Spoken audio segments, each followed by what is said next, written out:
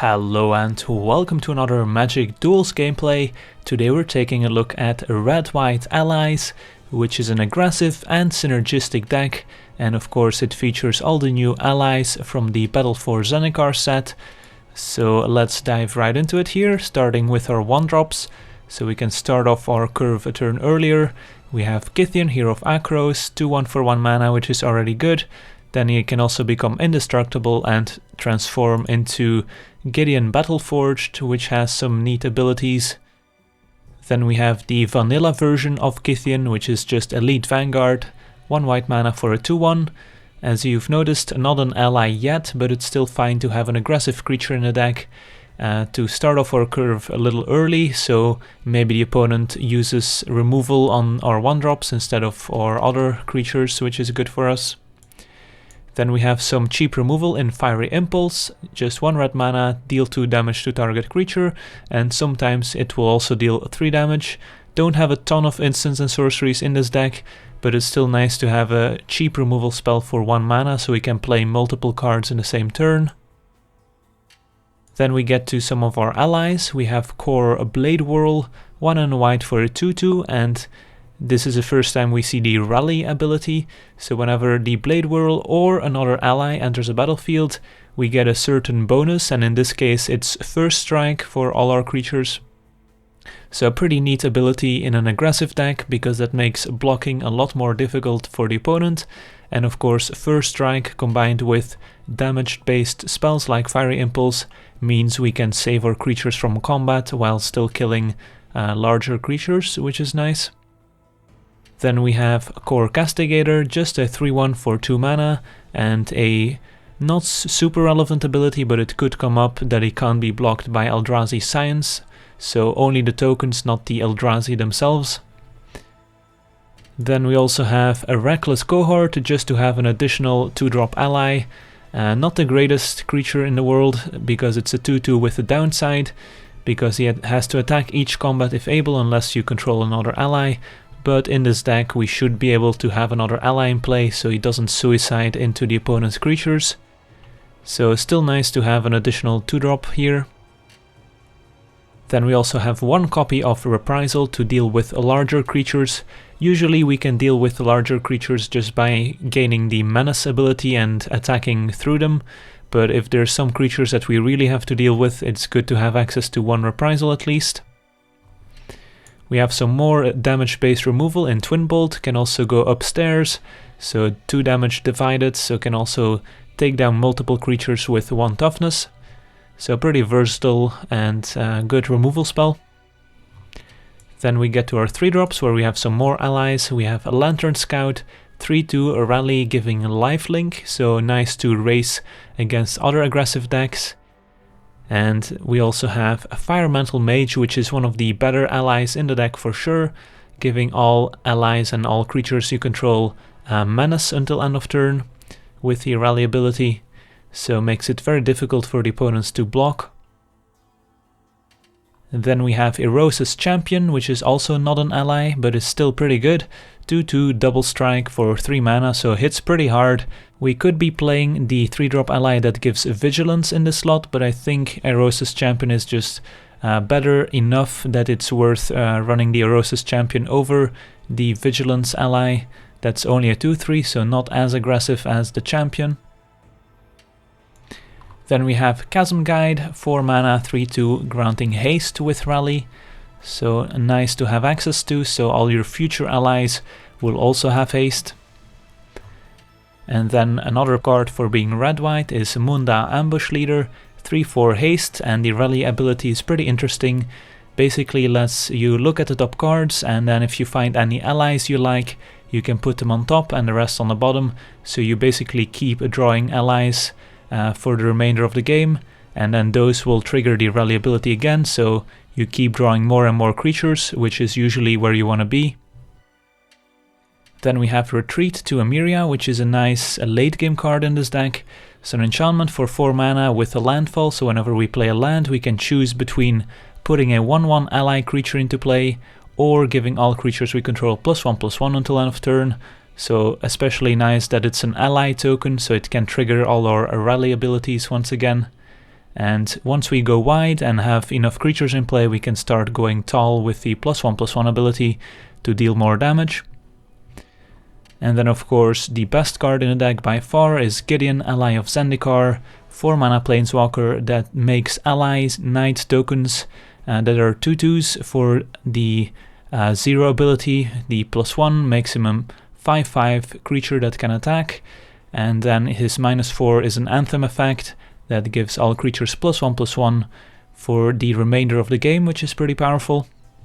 And then our last top end card is Hero of Goma Fada, 5 mana for a 4/3, and the rally gives indestructible until end of turn, so you can attack into larger creatures without losing any of your creatures, which is pretty nice. And then our mana base, we have 9 plains, 8 mountains, 2 Clifftop Retreats, and then 4 Evolving Wilds, since these synergize nicely with our landfall on the retreat to Emeria. So if you play an Evolving Wilds, you will get 2 landfall triggers. And yeah, that's the deck. Now let's jump into some games and see how the deck does.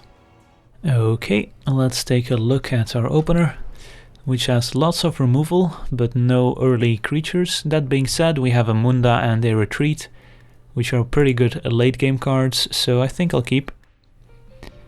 And hope that we're up against an aggressive deck, so Impulse and Twin Bolt can shine. They're not great against ramp decks. Evolving Wilds is going to grab a mountain, alright. So there's still hope. Firemantle Mage, let's just play out another mountain. Pass the turn.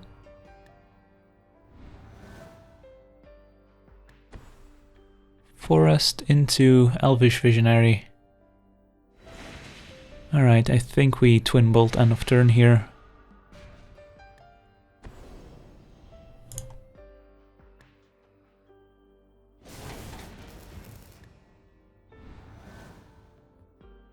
And now we get to play Castigator. Keep up Fiery Impulse.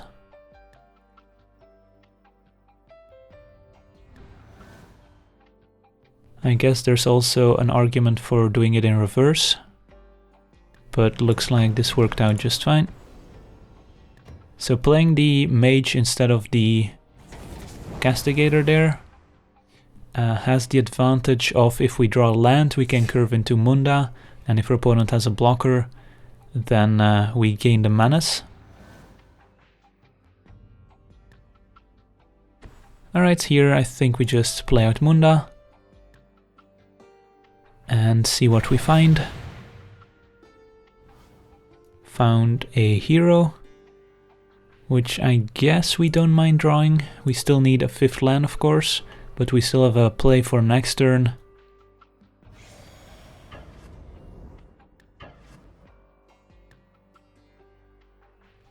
So if we miss on Munda with the Firemantle Mage, we might be able to draw into a 5th land, or we can just decide not to put any allies on top.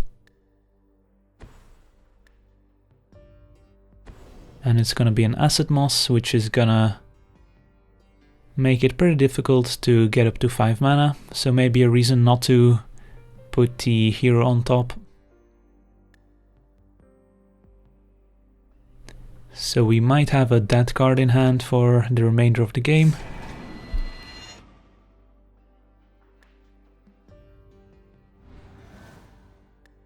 So let's play the Mage, see what we get. Looking for cheap creatures. Yeah, I guess we go for Bladewhirl. Chasm Guide would have been good if we had more lands. Attack for 6.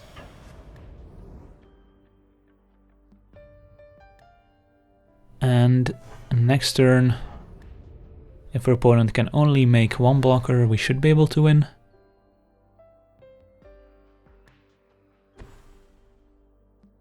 Evolving Wilds. And a Murasa Ranger is not really gonna do it here.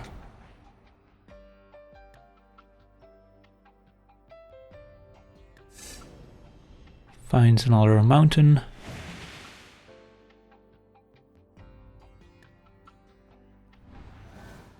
And now we get to play Bladewhirl, get Menace once again, and even find a cohort, which I guess we don't mind. Alright, sweet. I go to combat, and that's 8 damage that our opponent can't block.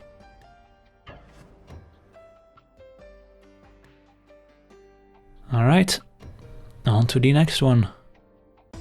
Okay, let's take a look at our opener, which looks decent. Gonna lead with Evolving Wilds here, grabbing a Plains, I think, since we do have a double white spell in our deck. Could also lead with the Mountain to keep up Fiery Impulse, but given that we have a 3-drop and only 3 lands, I think it's fine to play the Wilds. And here we might also have a reason to grab a Mountain, since then we can play Cohort plus Impulse in the same turn. But I think getting a Plains is still better. Alright, another Wilds, so now we can play out either the Castigator or the Cohort. Against a mono white deck, the 1 toughness might not be a problem, since we also have Impulse plus ways to make the Castigator difficult to block, so I think getting in more power here is good. And pause the turn. Still not sure what we're up against. Alright, black-white and a Skirmisher is the play. So probably gonna Impulse that one. Alright, sweet. So we get to Impulse plus play a creature here. The question is which one. It might just be Cohort, since then we can get the effect of the Bladewhirl later, which is better. Could also just play the Mage, but I think I want to get rid of this in case our opponent is playing some sort of enchantment deck. So let's get rid of the Sky Hunter and then play the Cohort and attack.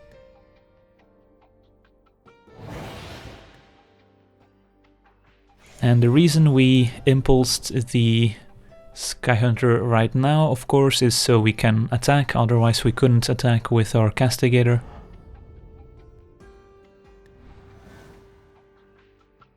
And Mage will be a pretty nice follow-up to whatever our opponent does here. So it looks like our opponent is the enchantment deck. Nimbus Wings is the draw. But we can fight pretty well against a deck that's going tall, since we have the Mage, which helps going wide here. And another Castigator. So here I actually like Bladewhirl plus Castigator, so we don't expose the Mage to removal. No need to play the Castigator before combat, but we do want a first strike here.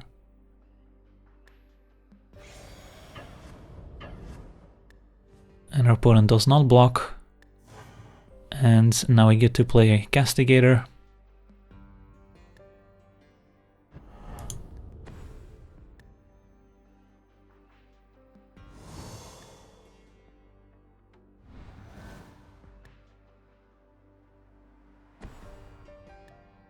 That's gonna be a Bloodcursed Knight. And our opponent is gonna put the Nimbus Wings on the Knight. So it's a 5/5 lifelinker. Let's keep up a red mana, just to represent a burn spell. And now we can just attack with everyone.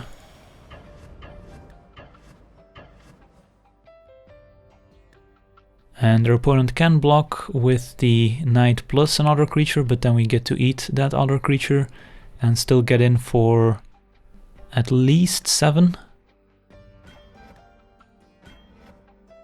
Alright, let's kill the Pilgrim.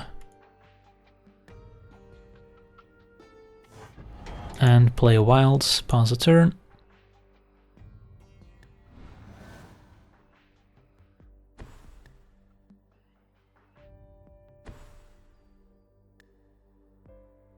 Okay, that's fine.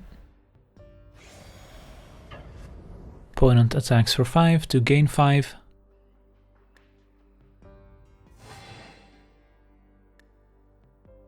And I think we do fetch with the Evolving Wilds here, just to thin out our deck a little.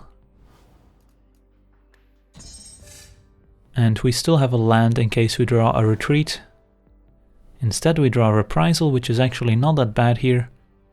So if we attack with everyone, our opponent has some pretty good blocks, unfortunately, since he can eat the Mage plus the Castigator. But given that we have removal for the Bloodcurse Knight, I think it's still fine to attack here. We're still gonna have 2 creatures left. Opponent only going with the 1 block and decides not to block the Firemantle Mage. So we're just gonna pass the turn here.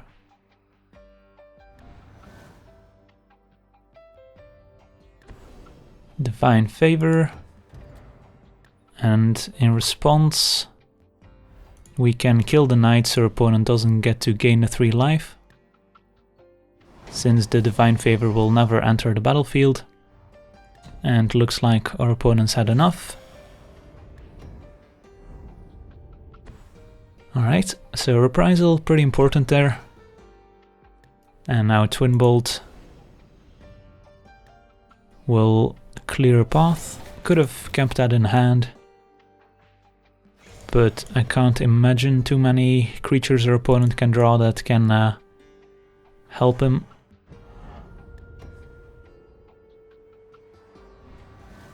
Yeah, there was no reason to play out the Twin Bolt yet. But yeah, our opponent is dead. Alright, sweet.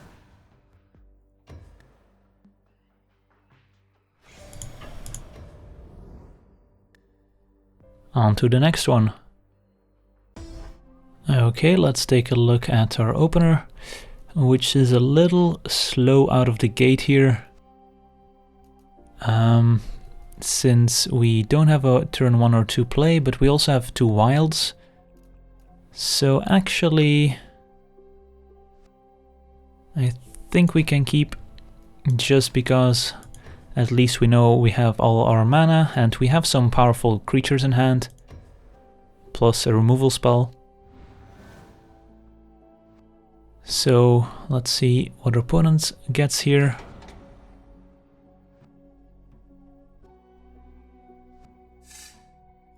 Gets an island, and our opponent playing a pretty large deck there. So here we'll get a plains.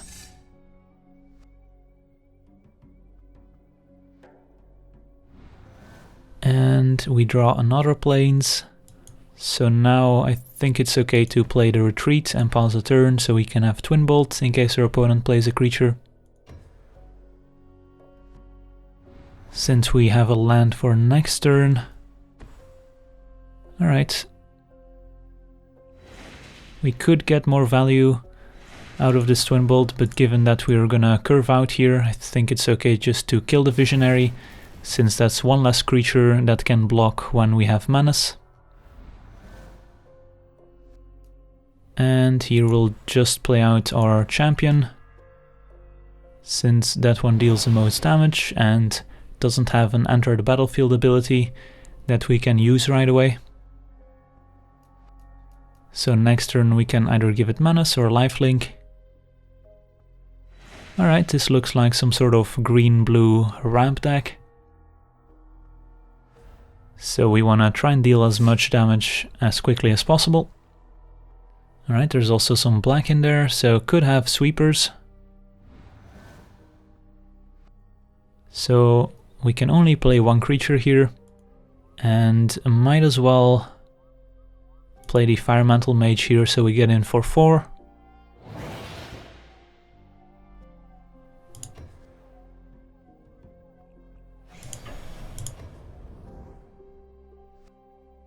And our opponent can't block. And our opponent takes 4. And we play out the wilds, which will grab a mountain. And pass the turn. So we have lots of allies in hand to trigger the Firemantle Mage. The question is, does our opponent have removal? Or lots of creatures? Nope, just a Nissa's Pilgrimage. So our opponent ramping. So here is the important turn of the game. Do we commit 2 creatures and possibly walk into a sweeper our opponent has? Or do we only commit 1? Opponent's at 15, we can deal 6 damage, put our opponent to 9. So if we commit to 1 Lantern Scout, our opponent is dead next turn unless he can make 1 or more blockers. Instead, if we play the 2 Castigators or Castigator plus Lantern Scout, even if our opponent has multiple blockers next turn, we likely still win. But if our opponent then has a sweeper, we only have 1 creature left. I think we don't play around the sweeper here and just commit the 2 creatures here to try and close out the game next turn. We also gain a bunch of life this way.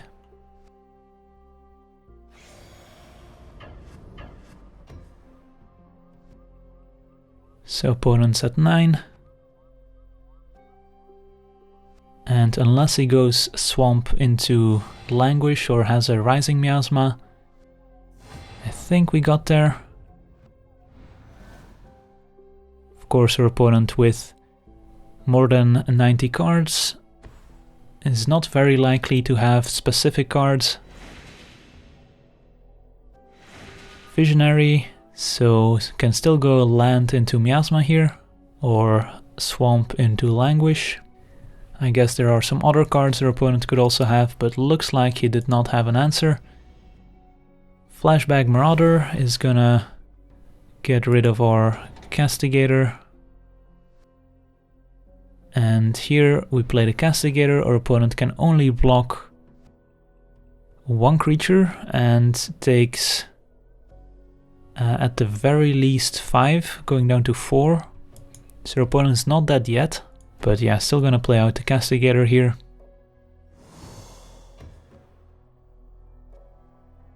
Attack with everyone. Opponent likely blocks the Mage. Nope, goes for a Scout instead. Can kill both.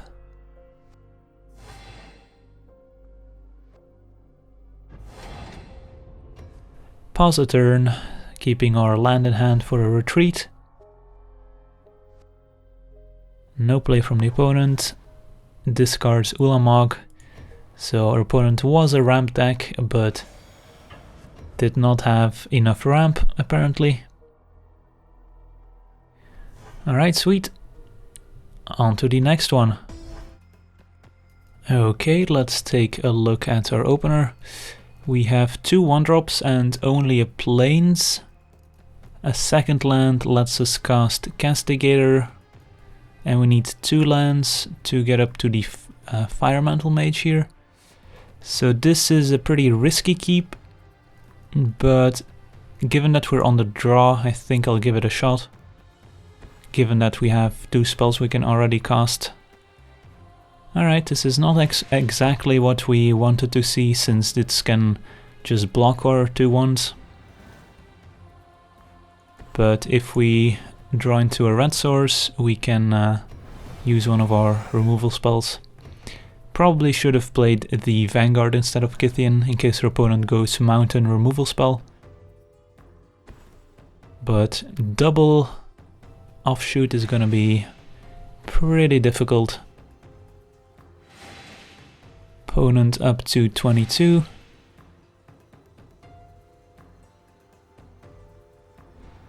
A land, yeah, but it's an Evolving Wilds.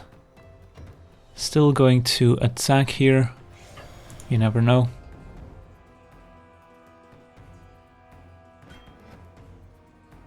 Opponent blocks. We'll play Vanguard into Evolving Wilds, and hopefully our opponent does not have a Twin Bolt here to kill both creatures. Alright, instead it's a Gatecreeper Vine. So next turn actually, if our opponent blocks with both offshoots on our 2/1s, we can take them both down with the Twin Bolt, which would be pretty sweet. Let's see if that happens or not.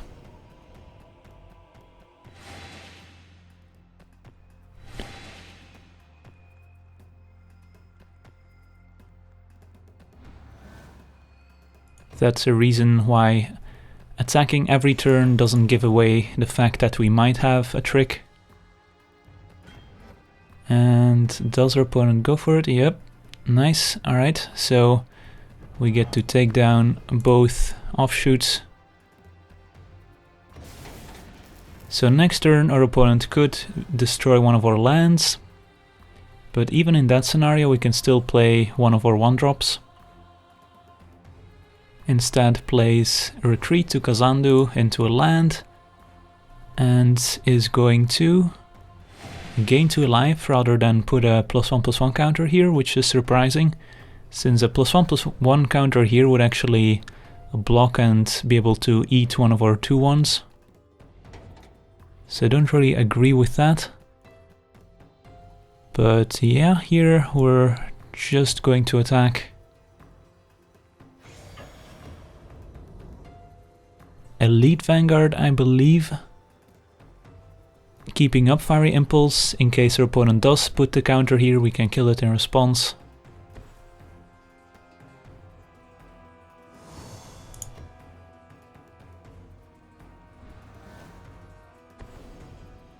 Alright, that's gonna be a Nissa's Pilgrimage.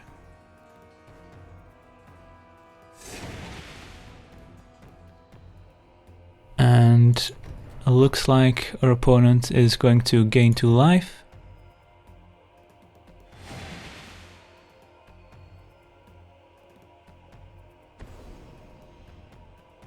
And is going to gain 2 life again. So might as well impulse, or actually we can wait. If our opponent plays an Elvish Visionary here, we might want to kill that instead. Nope. So at the end step we can take out Divine. Alright, so now we can attack for 6 or also play the Firemantle Mage. I actually kind of like playing the Castigator more here, since he hits for more and the evasion might be better next turn. We're also gonna transform Kytheon here, which is sweet. So attack for 6.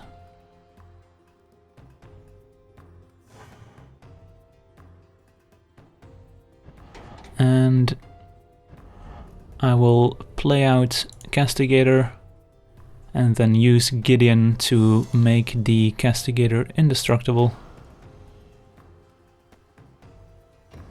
And pause the turn. Opponent back to 20 life.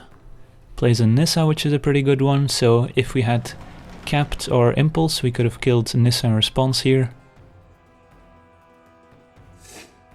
Instead she is going to transform here. But if our opponent makes the 4/4 token, it won't actually do all that much since we have a Firemantle Mage. So we will also be able to kill Nissa quite easily. So we're not in a bad spot here. Draw another land.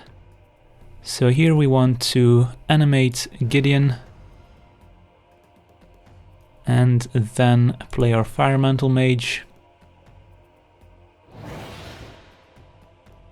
So the Gideon also gains Menace.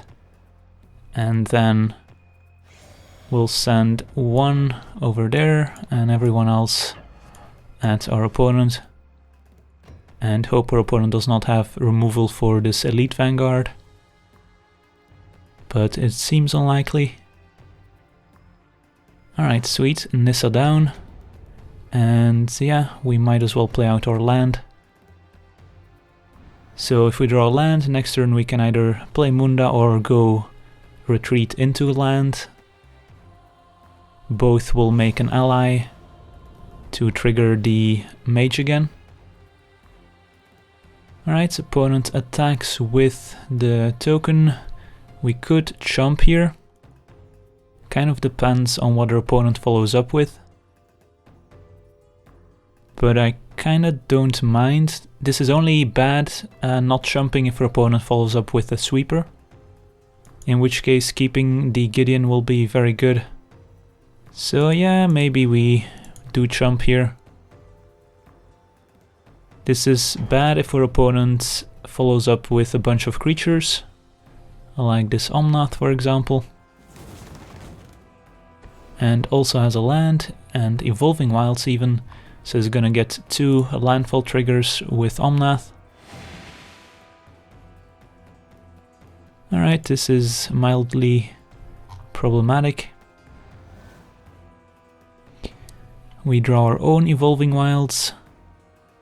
So what happens if we go retreat, play Evolving Wilds, and crack it? We get to either give our creatures +2/+2, or we can make some tokens.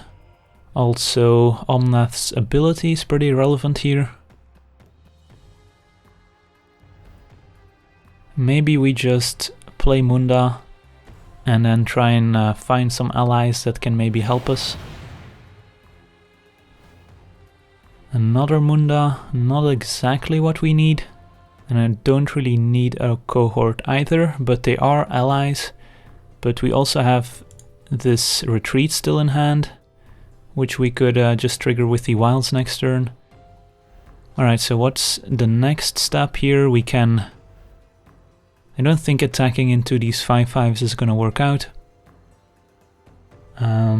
Because we only get to deal 4 damage here.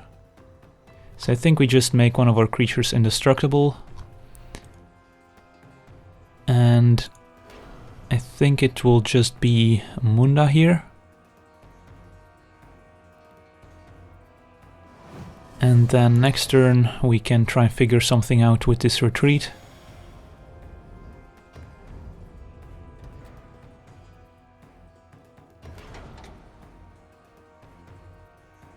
So we basically need to find another Firemantle Mage or the hero of Goma Fada, which can make all our creatures indestructible. And certainly the retreat can have some surprise value here.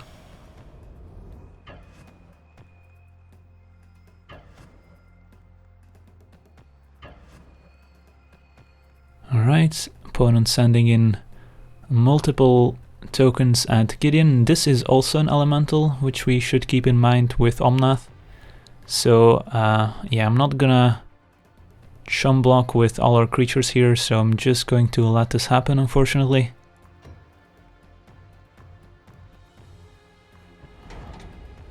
Could have blocked with Munda to put some damage on a creature in case our opponent follows up with a sweeper, but our opponent would have played that in the first main phase and we probably would have lost on the spot. Meanwhile, the retreat keeps gaining life and Omnath keeps making tokens.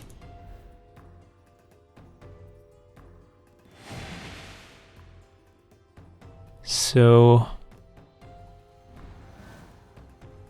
Twin Bolt doesn't really do all that much here. So let's play our retreat.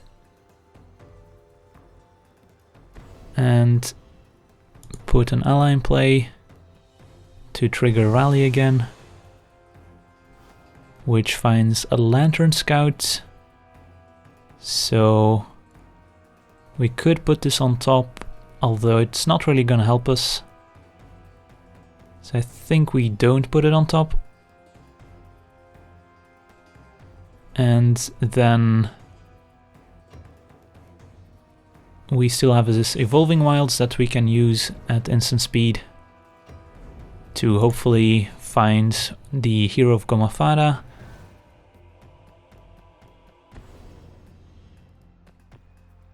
Chandral's Ignition.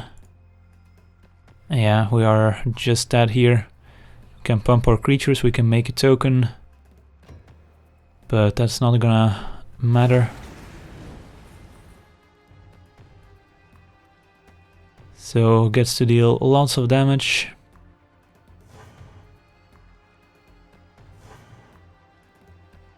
And we are dead. Alright, unfortunate. Had a decent start, but Omnath was a pretty good win condition there for the opponent. So on to the next one.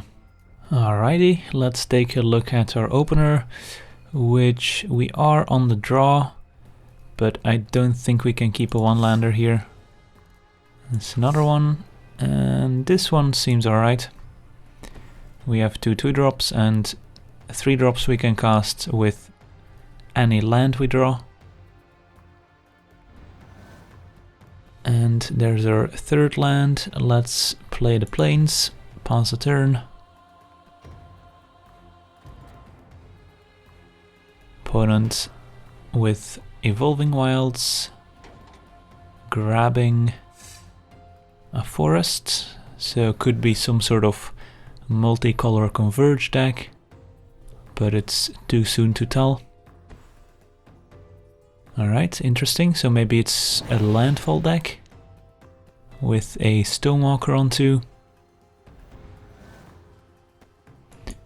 Here we will simply play out the cohort, I think, even though maybe we want to play the Bladewhirl, because if we play the cohort and we want to curve into our champion, then the cohort is forced to attack and maybe our opponent will play a bigger creature. Yeah.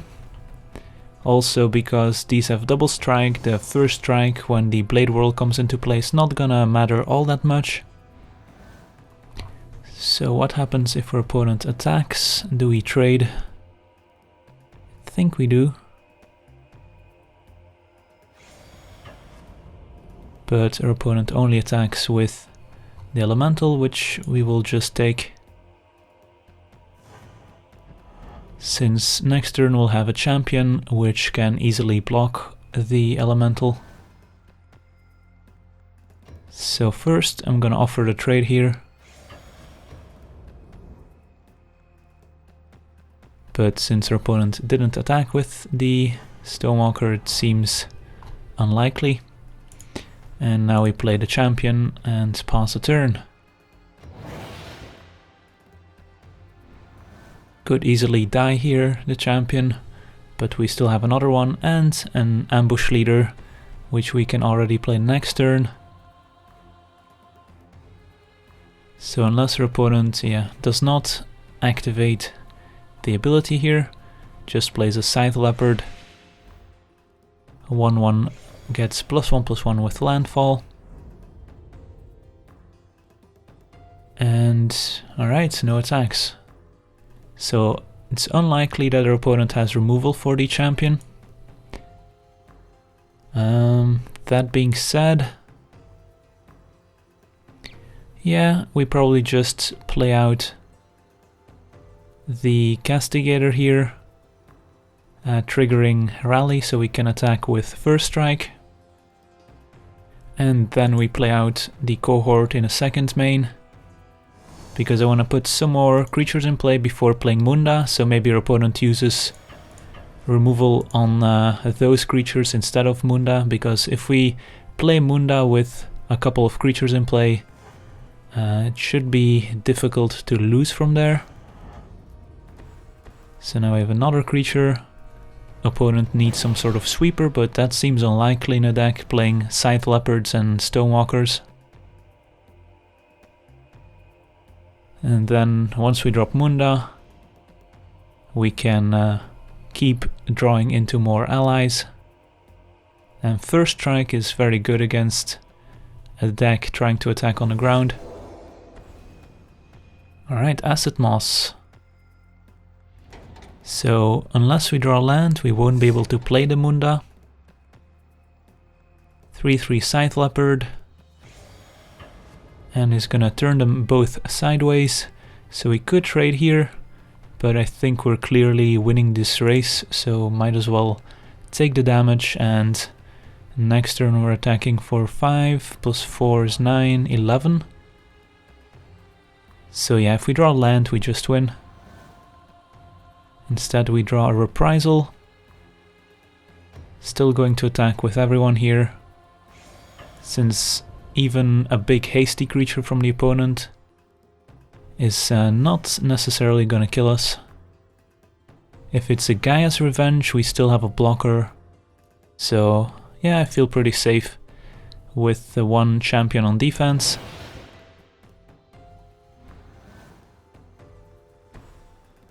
Evolving Wilds. Alright, so our opponent can trigger the Stonewalker twice here, which is not bad. So he's gonna attack us for 9, plus the Stonewalker 11, but we have a blocker.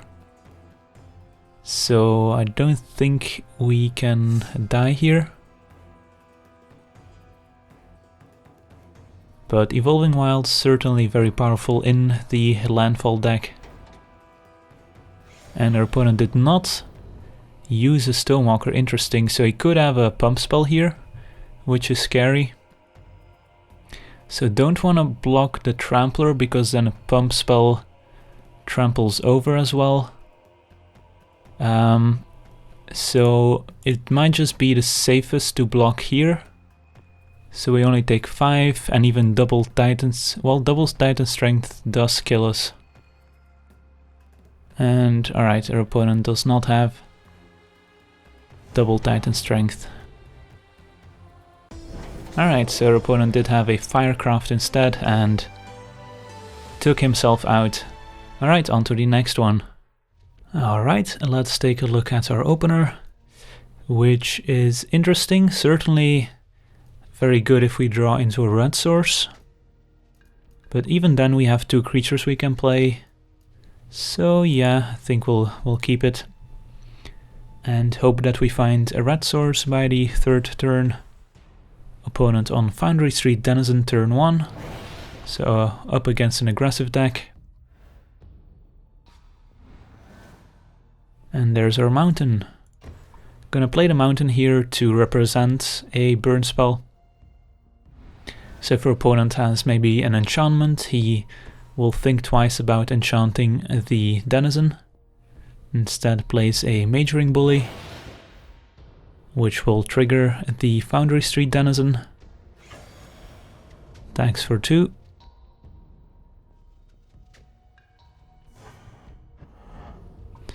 So now we have to decide if we want to play the Bladewhirl or the Castigator. Bladewhirl blocks a 1/1 slightly better, but I don't think we can count on our opponent not having any creatures. And a 3/1 can also trade with the Majoring Bully, even if it gets prowess.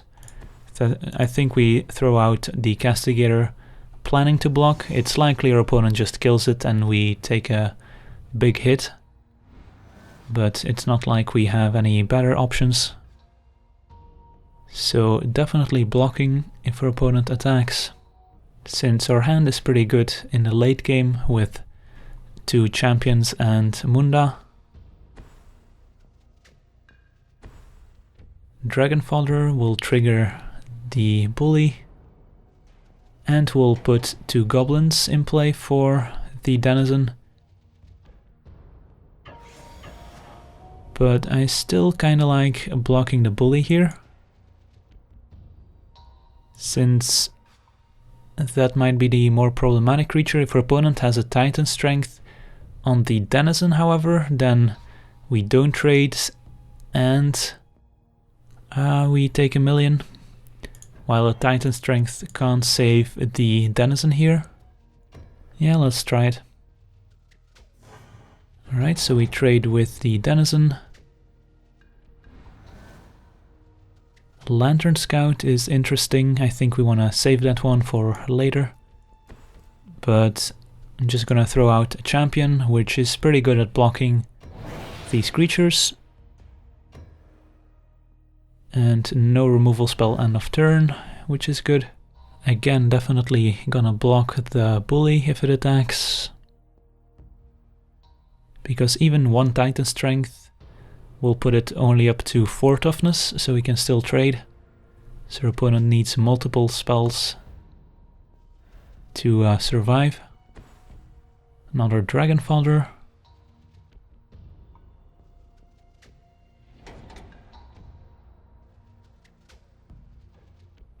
This is actually interesting. If our opponent attacks with everyone... Alright, opponent gonna give it +1 and first strike, and it's gonna attack. So now we can no longer trade. So if our opponent was gonna attack with everyone before playing the Spires, there's actually a reason to just block the Goblin and then play Scout and gain a bunch of life next turn. But not gonna block a first striking creature here. So we do go down to 11. But now we untap and... let's see, we can play Lantern Scout attack, which will gain 4 life, since our opponent is unlikely to have removal. So then we go up to 15, feeling pretty safe. Our opponent has to kill the Scout, otherwise next turn we get to gain life again. So I think this is a decent spot to play the Lantern Scout, now that we still have a lot of allies in hand. And this champion is likely to connect. Opponent is just gonna take it.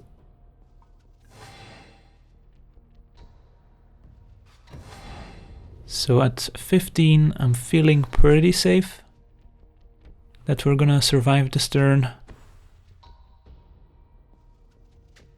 5 mana and opponent sending in everyone.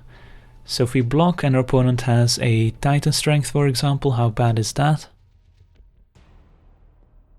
We will take 3, 4, 5, 6, plus maybe... If we don't block and our opponent has Titan Strength, we take 9. If he has 2 Titan Strength, we take 12, which is still not that bad. Or no, we take 2 more because of the prowess ability. But still we're not dead to 2 Titan Strengths here. So I feel like taking it is fine. Don't wanna risk losing the Lantern Scout if we don't have to. Alright, we draw a Firemantle Mage, which here we might as well play over our other creatures. Yeah, let's play the Firemantle Mage.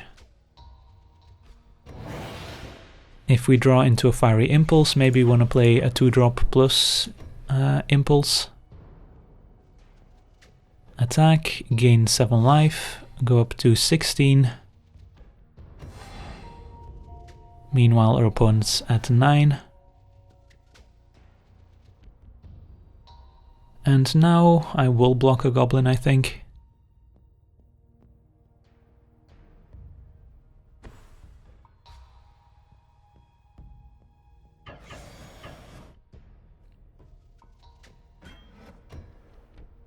There's the Titan Strength,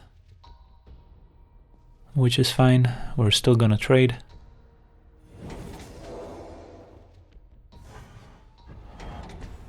And another bully is the last card.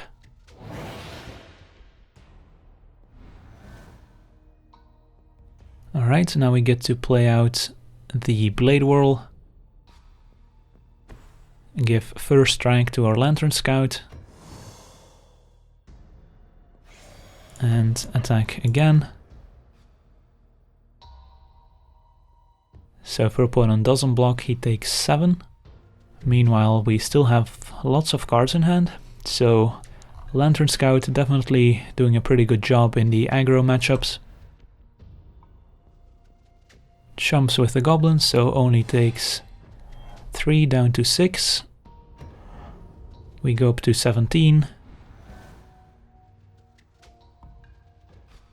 And again, I'm gonna block a goblin if a goblin should attack. But they don't come in anymore.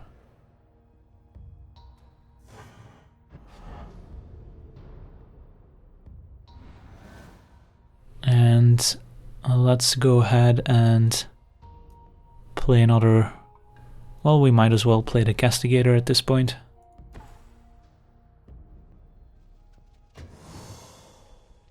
And yep, our opponent scoops them up.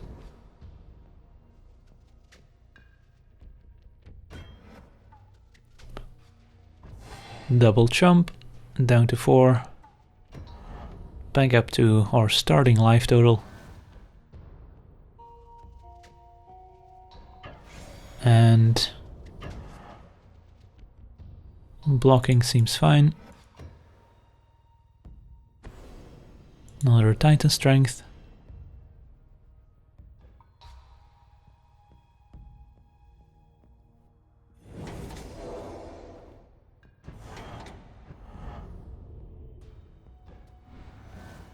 And finally we get to play Gideon.